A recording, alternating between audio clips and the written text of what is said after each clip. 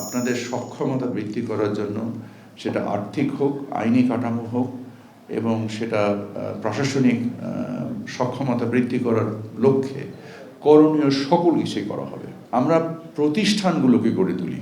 প্রতিষ্ঠান যদি তৈরি হতে পারে, প্রাতিষ্ঠানিক সক্ষমতা যদি হতে পারে, তাহলে দুর্বৃত্তরা পিছনে যেতে বাধ্য হবে। আমরা দেখেছি যে বাজারে যে আমরা বৈচিত্র্য আনতে পেরেছি, বাজারে যে অন্তর্ভুক্তি আনতে পেরেছি, যার ফলে যে এবং আল্লাহ রাব্বুল আলামিন আমাদের কাজকে সহজ করে দিয়েছেন।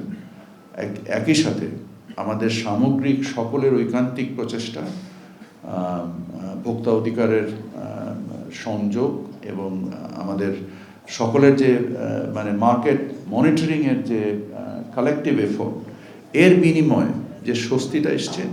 বাট আমি নিজে বিশ্বাস করি যে সাফল্য কোনো গন্তব্য নয়, এটা একটি যাত্রা।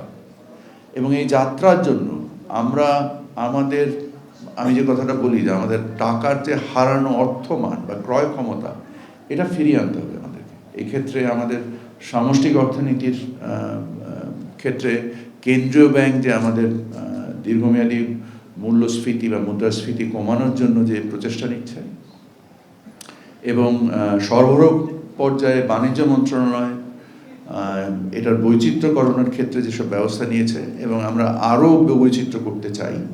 আপনাদের কাছ থেকে পরামর্শ চাই, সহযোগিতা চাই এবং দোয়া চাই।